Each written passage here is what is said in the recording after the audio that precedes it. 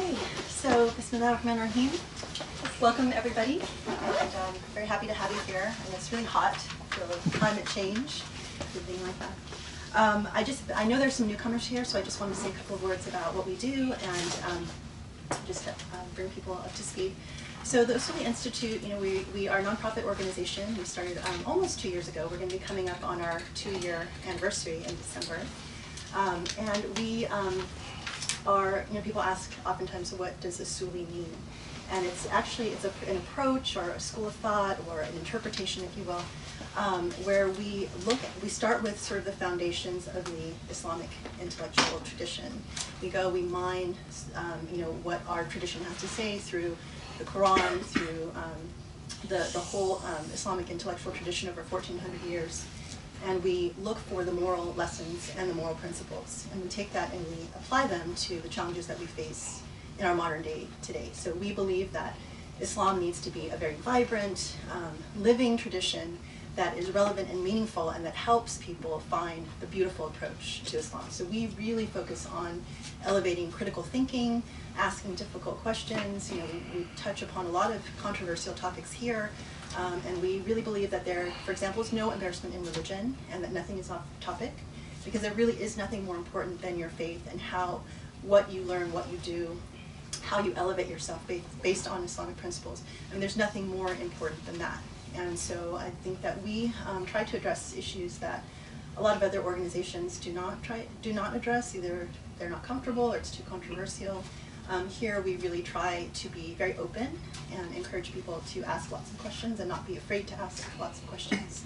So anyway, I hope that people, if they like what we do here, they like what they hear, that they will share the message. I mean, one of our goals is really to try and replace sort of the mainstream conversations that feel not convincing, sort of hypocritical, not very deep, and replace that with something that is very intuitive and very beautiful, and that is documented in our tradition for a very long time. So welcome to new people. I want to try and today we're going to try and finish Surah Duha, which we started last Halaqa, and we didn't get very far because it's a really beautiful, rich, deep surah. And I took a lot of time because I actually did my amateur attempt at a Muslim female comedic routine, and people were very generous with me.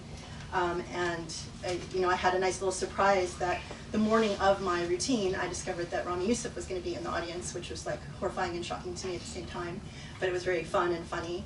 And I just wanted to say that the professor was sort of mortified by my attempts at writing jokes. And so I'm happy to say that there are no more jokes today. I've stopped that train of thinking. But I do have one postscript, which was actually very interesting.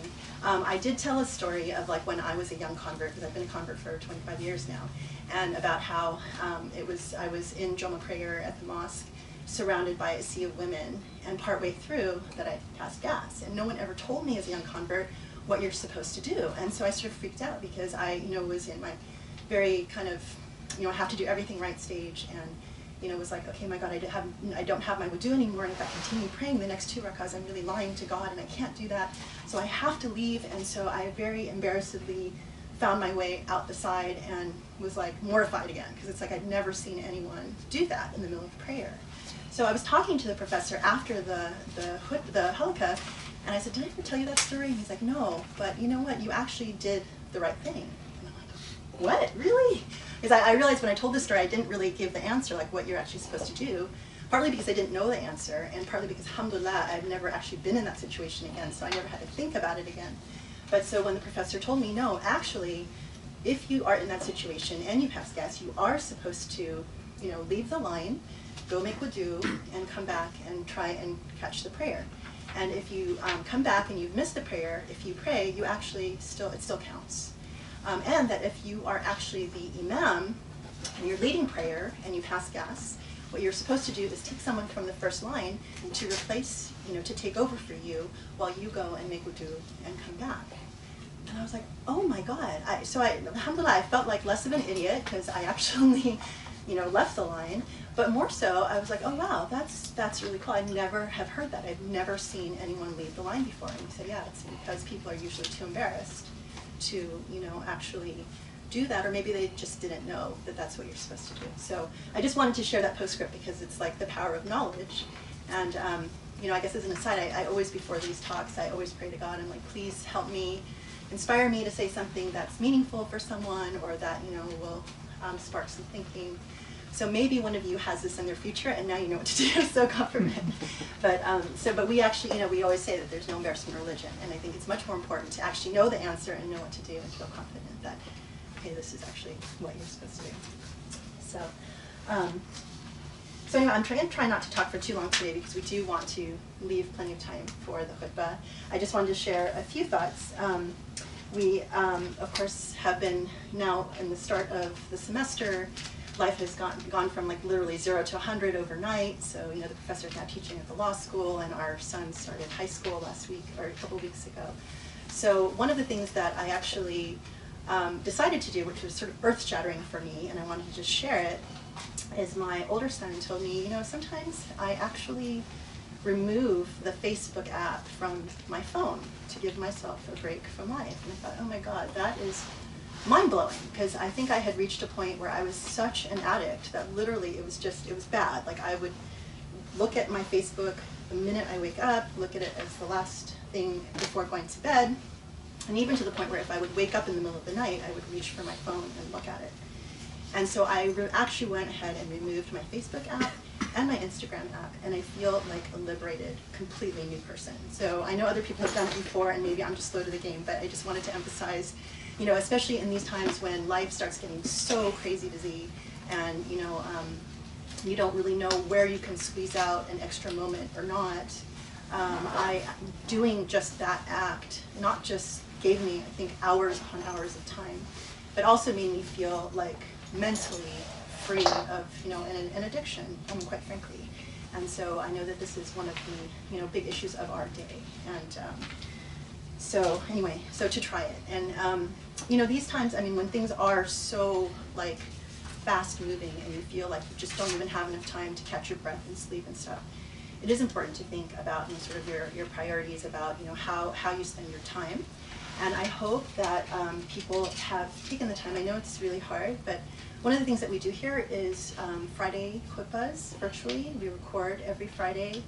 And the nice thing about doing that here is that there isn't a time pressure.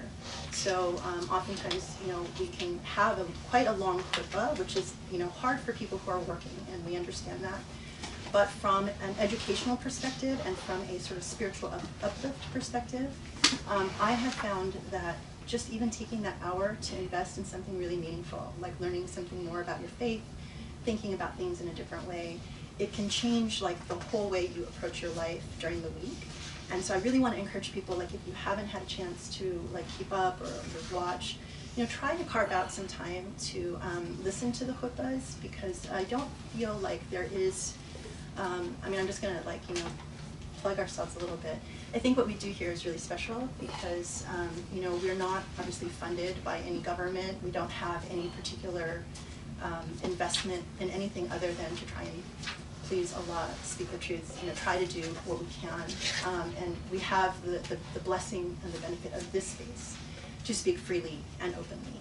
So just to give you kind of a sampling of like the last 3 khutbahs, yesterday the professor was speaking about the issue of slavery, which has become kind of a hot topic again. I think there have been some books published recently that try to either justify slavery as part of Islam, or try to whitewash, or try to present slavery as not a moral issue. And it's unfortunately something that has caused a lot of confusion and has made people write in and say, you know, I'm in a faith crisis. I don't understand how my faith can support this. And so the professor addresses that issue, and I think that it's a really important khutbah to watch. And I think one of the things that, again, with the Usuli method, what we try to do is we go back and we say, okay, here's what, for example, the Prophet said or the Quran said. What's the, you know, the ethical message that we're trying to understand, and here's how it's relevant to our day and age. So when you are reading about slavery, or you're reading the Quran and you're reading the verses that relate to slavery, it matters whether you read that from an ethical perspective or from a non-ethical perspective. And your reading that you pull from it is going to depend on what's inside of you. And so it's a really important reminder. 2 weeks ago, the khutbah was about the importance of bearing witness and how that's like a sacred act and a moral act that was always very important in Islam. And that if we want to create, a society that is based on Islamic principles, how bearing witness has to be able, we have to be able to allow people to bear witness without cost. And we know all around the world there are people who are truth tellers, people who are trying to bear witness, and as a result can, be tortured, arrested, executed, disappeared, and all these sorts of things. And even here in America, where we don't have that risk, people can speak out and then be, subject to all kinds of, criticism and ad hominem attacks and, all kinds of things that are, ugly as well. So there is a cost and a consequence to bearing witness. But it's such an important act and it's such a fundamental piece of justice that we absolutely need to continue to do that and continue to push to try and create an environment where people can do that safely. So the professor talked about that issue. And also the cost, the political cost, because there are a lot of people who have sold out and are, have a lot to gain by either being quiet or not bearing witness or turning the other eye, and how that is really a problem in our community that we need to be aware of. So, and then the khutbah before that, and this is after our last Halaqa, was about creating fitna, modern day sort of version of fitna, and the modern day marketplace. And the idea of fitna being we should not, say anything or do anything that would push people away from Islam or that would make people think bad things about Islam. So fitna in our day and age is not about covering women or silencing women or oppressing women. It's about trying to present ourselves, in a way that is, consistent and dignified with our faith. And so the flip side of that, like if people like ISIS or Daesh or, on YouTube chopping off heads and saying Allahu Akbar, obviously that is not, that is causing a fitna. That is not something that we should do to represent our faith. And the last piece on that, which I thought was extremely powerful, is the idea of the modern day marketplace, which, like, someone asked the Prophet, where is the worst place in our time? And the Prophet said the marketplace, because that's kind of where people aggregate and a lot of bad things happen, and you get exposed to a lot of, fitna. But the modern day version of that is the internet, and where there's a lot of just horrific stuff, as everybody knows, that you can expose yourself to. And when it comes to Islam, you know that there's so much investment in creating doubt among Muslims and, attacking Islam. And it's part of a, well-financed, well-documented, Islamophobic campaign.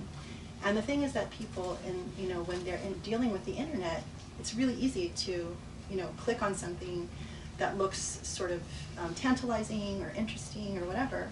But a lot of those things are really designed to plant seeds of doubt. And we hear a lot of that. We get a lot of people that write to us and say, well, I heard this, I read this, I saw this, and it's giving me, a crisis of faith. And part of sort of like our modern day version of maintaining modesty and not opening ourselves up to that kind of thing is to not click on that kind of stuff, and unless you are, a seasoned scholar or someone who has the wherewithal to look at an accusation against Islam, like, oh, the Quran was fabricated because it used Syriac and it took it from the Zoroastrian tradition. If I read something like that, I would have no idea. But if somebody, really presented a strong case for that and I didn't know, if I watched it, that would possibly shake my faith. And sometimes it's better just not to do those sorts of things. And we know the internet is, I just want to share the story that we heard about. We're all sort of like, we're all part of this internet, when you are like working on the internet, talking on the internet, you see a lot of the conversation going on the internet. That anonymity allows people, and Muslims in particular, to say things about one another that you wouldn't necessarily say to someone face to face. It's just sort of the nature of the medium, right? So last night, someone who is very close to us that we care about was sharing some stories about how he was trying to find Muslim matches on like Minder and Muslim, I don't know what that, Muslim Match or Musmatch or something like that. I don't know either. Yeah. But that, like, I guess what happens is you describe yourself right and you get matched with people. And so one of the matches, I think because he is short and knows that women want tall men, under height, he was 7'11". So he got matched with someone, and the girl actually then asked him, okay, really, how tall are you? And he said, actually, I'm 5'4". And she told him, I'm sorry, you're too short. And I can't imagine, like, I'm so mortified, I can't imagine you saying that to someone in person, but you're fine saying it online. And it's just, and it's a, it's a Muslim match kind of thing. And the irony is, on her description, she writes, Jannah is greater than dunya. Then she wants, it's like, okay, but, so it's really important, you're going to exclude someone because of their height, which is, this is a beautiful soul that could uplift you and help you get to Jannah. So anyway, I just want to say again the danger of being on the internet. But anyway, just the last couple of thoughts. One is I want to thank people. We actually have an Usuli Institute questionnaire that we launched recently, and now we have the link of it on the website. So if anyone wants to kind of give us some feedback, let us know how we're doing, we would really appreciate that. You can definitely weigh in on the kinds of things we do and offer some suggestions if you have any. We've had really nice comments back, really good suggestions of things that we can do. And we'd also like to say, please consider a monthly donation or a donation of any kind, because there are all kinds of things that we would absolutely love to do, but we just don't have the resources or the manpower. Like, I would love to be able to hire, someone who could be dedicated to, like, increasing our presence, or dealing with a lot of these social media things, or even taking our very long halaqas and our long khutbahs and excerpting them, because people have said, it's really hard to look at, oh my God, it's a YouTube, it's like 3 hours long. No one wants to touch that, and so it just takes time for someone to go in and say, okay, here's a 5-minute excerpt that kind of gives you a flavor of what we're doing, but we just don't even have the manpower to do that. I mean, we try to do it, but anyway, everything comes with resources, and again, if you believe in what we're trying to do, then please consider, any monthly donation or anything that you can help us with. That would help go a long way. And then just a couple of little random notes. We're about to enter into this, well, we're into the presidential, season and campaign. And I just wanted to say that, if you follow me on Facebook, although I'm not on there as much anymore, you'll know what my personal view is of who I think should be the president. But we, as an organization, as the Usuli Institute, because we're a nonprofit, we are not legally allowed to endorse anyone formally. But I just wanted to say that, I think this is one of the most important things that Muslims can do today is vote, number one.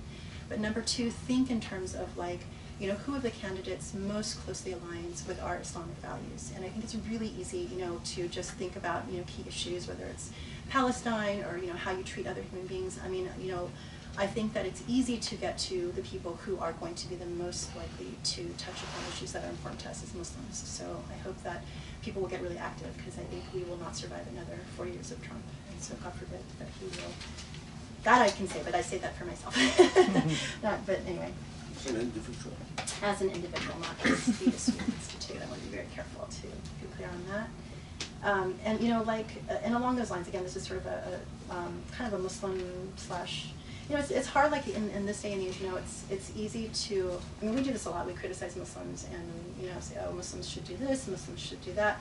And it kind of gets to a point where you're like, well, one, I don't really want to, it's not that I like criticizing Muslims, but, and then I start wondering, okay, who are we talking about? It's like this amorphous, body of, like, faceless, nameless people. And is this just another, actually, is this something real, or is this something that is also, contributed to by Islamophobia, where people, it's easy to kind of group people, because anyway, it's just something to think about. But when I see examples of this, I want to share this, because it was something that was thought-provoking for me, and I always like to try and share things that I hope will help people think out of the box a little bit, especially when it comes to our tradition, because so often people come in and they put on their Muslim hat, and then all of a sudden, like, all the intelligence goes out the window, and it's like, no, okay, we have to reclaim our intelligence and our intellect. So a report came out last week about climate change and about how Hajj is actually in danger, especially during the summer months, because so much of Hajj is, like 20 to 30% of it is spent outdoors, and especially in the summertime coming up, Saudi, that part is going to reach really extreme levels of heat. So someone, as a result, wrote in The Guardian an opinion piece about how, because of this threat to Hajj, Muslims need to, this amorphous group of Muslims must really get behind climate change.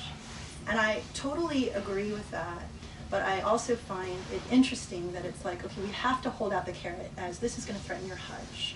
And it's also hard in light of all the human rights abuses happening in Saudi Arabia to kind of like zero in on, well, maybe we shouldn't, we should get behind climate change because we don't want to lose our opportunity to go to Hajj.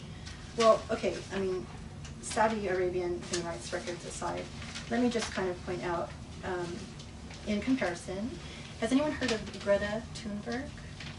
Okay, she is, if you haven't heard of Greta Thunberg, she is a 16-year-old climate change activist out of Sweden. She's amazing, okay, and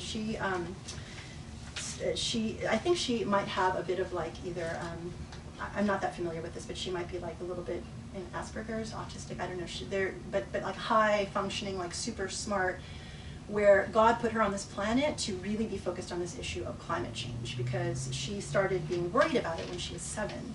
And she just arrived in New York a few days ago because coming from Sweden on a solar-powered and hydro-powered boat, because she doesn't fly because it has too much of a carbon imprint to fly, and same for like taking a ship.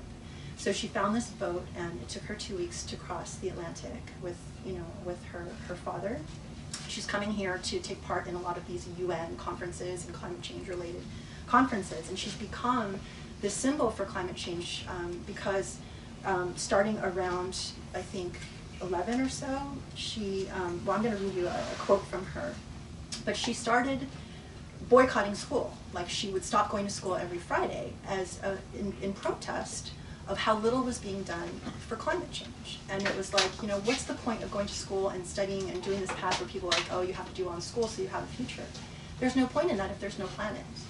And so she, so let me read you this, because she was interviewed by Amy Goodman on Democracy Now!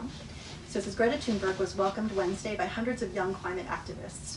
One of them, it was like 1,000 people in New York that met her. One of them asked Greta how old she was when she became an activist. And she says, I first heard about this issue when I was maybe 7, 8, or 9 years old. And then I realized that actually this is very bad. I started to read about it more and more, and when I became about 11, I became depressed. And the climate change crisis was a huge cause of that. And just because I felt that everything is hopeless and there's nothing we can do and no one is doing anything.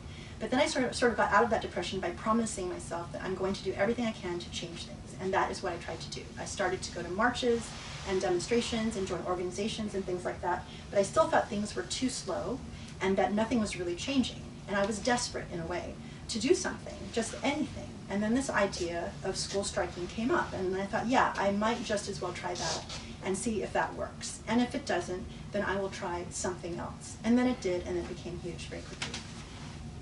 When I listen to this, I am like, this is so beautiful. A 16-year-old girl who takes it upon herself to do everything against what she's being told, to stand up for justice, for climate, and this is the kind of stuff that I would love to see Muslims do. Because she's not doing this for her Hajj or for her Muslim-related cause. She's doing this for humanity. And I think that that's really the role that, we should try to think about adopting when we are approaching, some of these bigger issues. And, and it's about justice for all of us. But, so I just wanted to show that as food for thought. And then, last thing, I could not let International Dog Day pass this past week without sharing something about our dogs. Anyone who has been to any of our talks here, I think some people were here when I brought our little puppy Munchkin, and it just absolutely drives me crazy that of all people on earth, that Muslims should hate dogs, by and large. And so I figured that maybe for the next few times I'll take an opportunity to just tell you some stories about our dogs. Because it's one of my goals to, turn that around. I want Muslims to be the ones that are like, alhamdulillah, you don't understand, like dogs are like proof of God, proof of beauty, proof of humanity, proof of love, and to be like the first ones to be the ones to save them, to, not like run away when we see a dog on the street, which happens more often than I care to remember. So I'll introduce you to Luda. Luda is our white German Shepherd. And Luda has whirling dervish in her.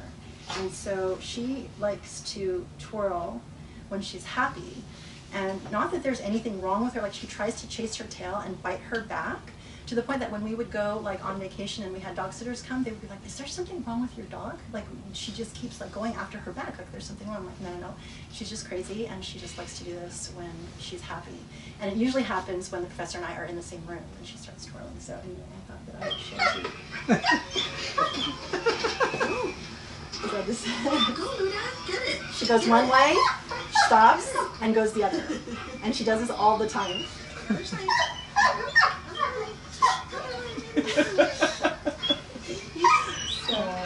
Yeah, and she's going really fast. Whirling To the dervish, point, Luda. yeah, whirling dervish, Luda. So I just had to capture it.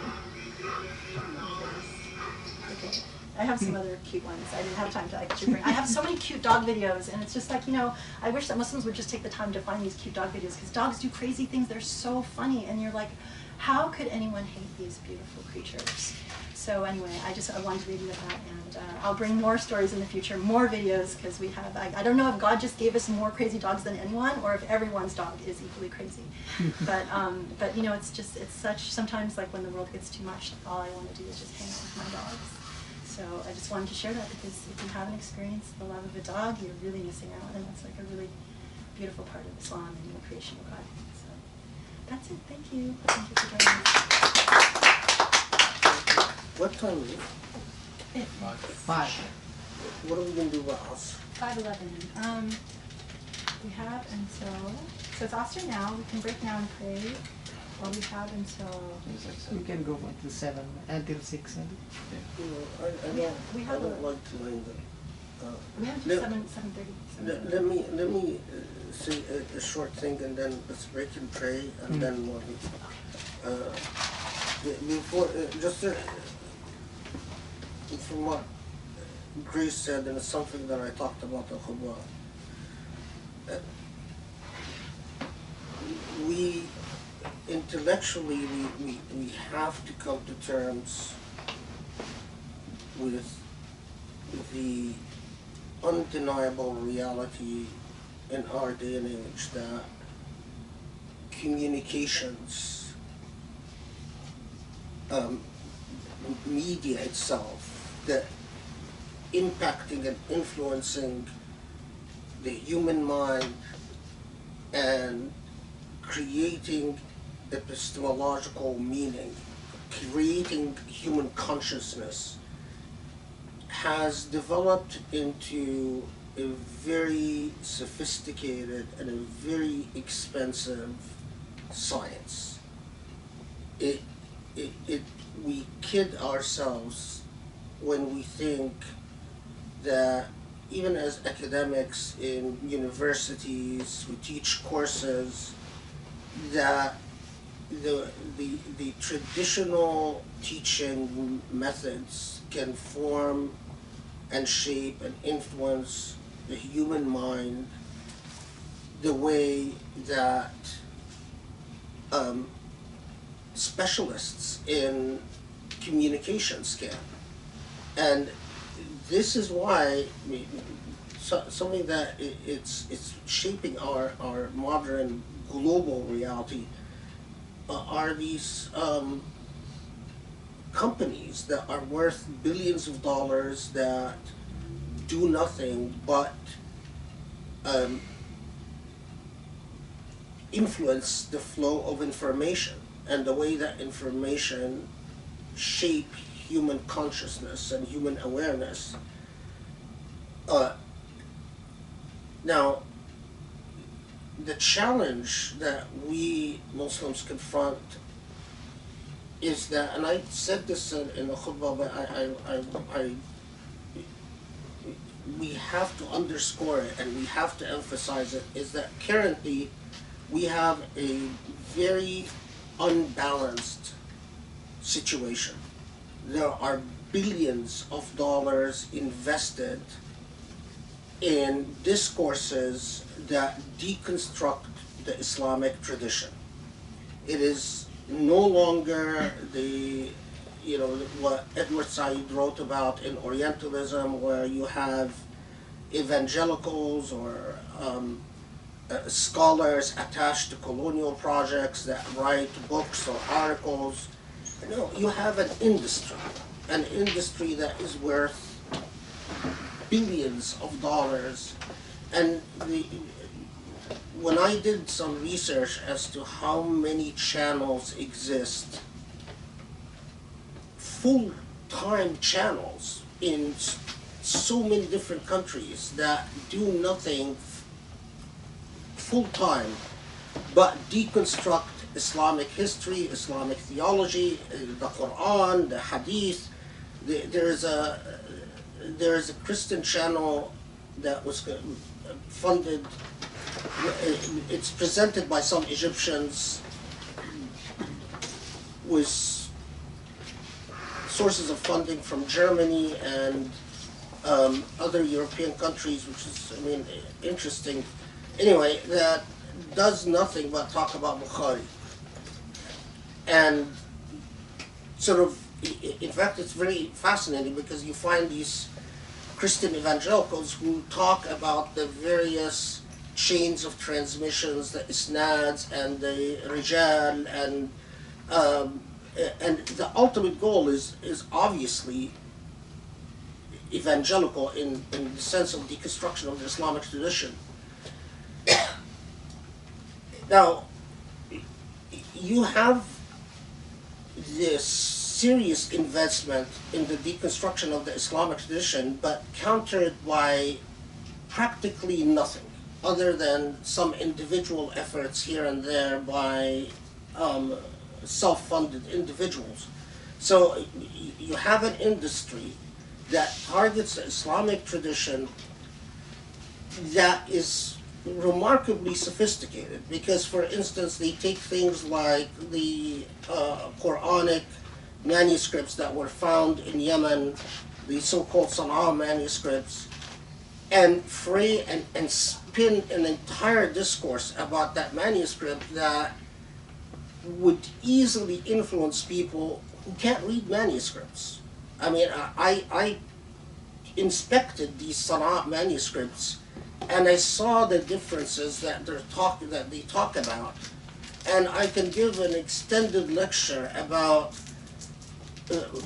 what the Sana'a manuscripts represent and the way that the German scholar who wrote several articles initially about them misunderstood the script that he was dealing with. But the way that this historical event is represented in the discourses that deconstruct the Islamic tradition, that again are extremely well funded, very sophisticated, it takes people who are not doing what they're doing part-time, they're doing it full-time. This is their specialty. Their specialty is the deconstruction of the Islamic tradition. And we as Muslims, Saudi Arabia is no longer interested in funding anything that responds to these discourses. The Emirat is only interested in funding,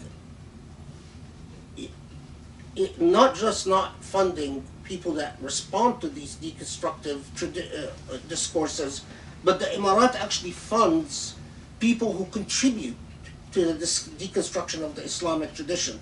So, they fund people like Shahrur, they fund people like Amin Sabri, they fund others who, again, full-time from a different perspective, from a Muslim perspective, but fundamentally in a very dogmatic, rhetorical, dogmatic fashion,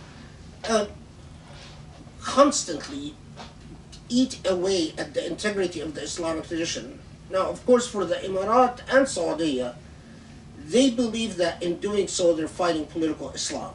That if they basically take away all the ethical, normative values attached to the Islamic tradition and turn the Islamic tradition into nothing but Salah and Sawm and Hajj, that the long-term goal is that they defeat political Islam, and if the fallout from that is a rise in atheism, so be it.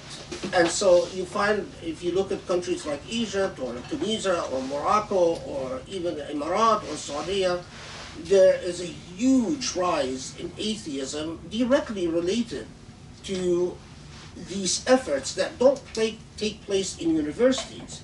They take place in media, in social media. So normally, as an academic, I would say that the response is for us to respond to discourse with discourse. The normal, my inclinations as an academic is to say the way you respond to argument is with a counter argument.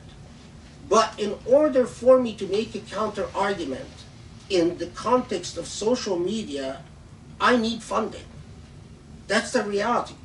The reality is, your counter argument presented through our traditional reactionary means is going to do very little. It's going to have, in the same way that my khutbahs and my halaqat and so on don't get, anywhere near the impact that people who actually know what they're doing with modern means of communications do it. Look at someone like who is closely allied to Saudi Arabia and the Emirat, like Adnan Ibrahim. Look at the impact Adnan Ibrahim has had on the Muslim world. But because he's funded by Saudi Arabia and the Emirates, so this is the reality we live in.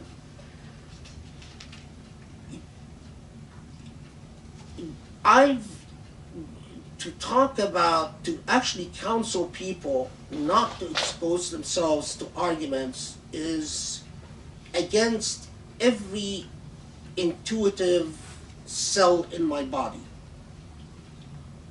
However, the modern world and the reality of the lack of investments by Muslims to counter these professionalized discourses against their tradition, the fact that we as Muslims don't have institutions that fund counter discourses. We don't have foundations that fund counter discourses. We don't have governments that fund counter discourses. The governments that traditionally used to fund things related to Islamic dawah are no longer interested. The Gulf countries primarily. Kuwait is not interested anymore. We talked about the Emirat, we talked about Saudi. Even Qatar is not interested. Qatar will not fund institutions that counter the Islamophobic or the evangelicalistic discourses directed at Islam. So, and you don't have private parties that fund either. There is no Zaki Yamani these days. In the old days, there was a Zaki Yamani, for instance. You could go to Zaki Yamani and say, Zaki Yamani, we want there are all these unfair attacks about the directed at the Prophet, the history of the Prophet, even idiotic accusations that came from the heart of Orientalism, like the idea that the Prophet had an epileptic condition, that he would suffer epilepsy. This old accusations that arose from the Orientalist period, of course it first arose with the kuffar of Mecca and Medina, and the hypocrites of Medina as well, but it was taken and weaponized by Orientalists in the colonial era. It disappeared for a long time in the 70s, 80s, and 90s, but lo and behold, in these professionalized anti-Islamic websites and web discourses and social media discourses, the accusation that the Prophet suffered epilepsy and had certain serious mental illnesses they even have doctors that show up on their channels and give these long lectures about reading the symptoms of the Prophet's mental disease. And they have an impact. I mean, some of these people have 1 million followers in Arabic. in Arabic. And to add to the shock of it, you look at the track record of these people, and you find that they're being hosted by the Emirat 6 times. One of them, who I know quite well, goes to the Emirat 6 times a year, and is treated as a very celebrated guest, and appears on, by the way, Emirati TV channels, and is interviewed about his views, and it's a very you want to see the direct result of that, study the effect of social media in the Rohingya genocide. This is a genocide in which social media played a direct, complicit, conspiratorial role. If you could actually, if we had something similar to the RICO statute in the international field, you could actually prosecute people for a criminal conspiracy against the Rohingya, because the elements of the conspiracy is there. Look at the genocide that is taking place against Muslims in East Turkestan. Social media played a critical role in convincing China that nationalism is a Muslim disease, and that in the same way that Muslim Chechens became a pain in Russia's side, that the Muslims of East Turkestan are going to be a nationalistic threat to them, and resulted directly in the ongoing genocide. And the complete silence and complicity of the entire world to the suffering of Muslims in China.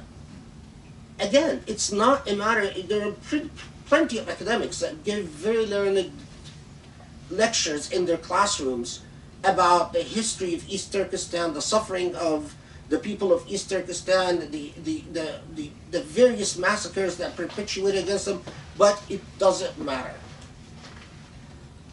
Either Muslims invest in a counter discourse, because those who are financially capable will be held accountable before Allah in the final day. I have no doubt about that.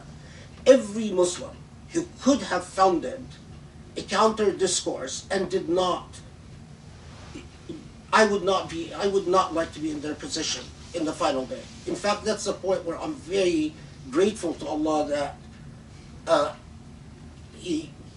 Allah willed that we be without needs, because money is a very serious responsibility in our day and age. This has even gone so far that I started thinking to myself, maybe I can't justify before Allah buying books anymore. Because if I had money, maybe the money should go to supporting modern communications that counter this evil, rather than buying books, because we live in a very different world. Now, since we do not have a professional source of consistent, well-organized, well-funded counter media, the only thing that I can do is to counsel refrain.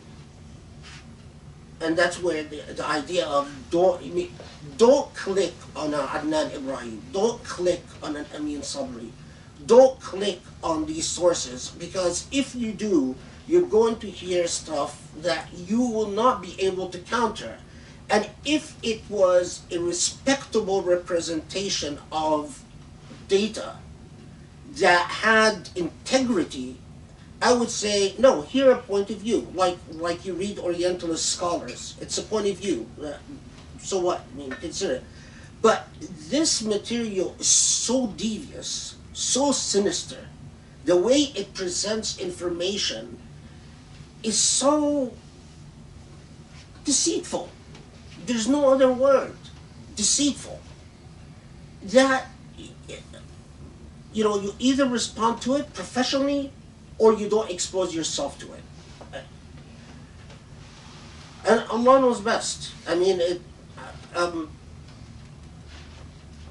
that's the point. And I know it's, some people tell me, telling this generation, refrain from exposing yourself to things on social media is a fool's errand, and you just sound like a dinosaur when you say things like that. But what I've heard on these channels over a period of were things that were so deceitful. I mean,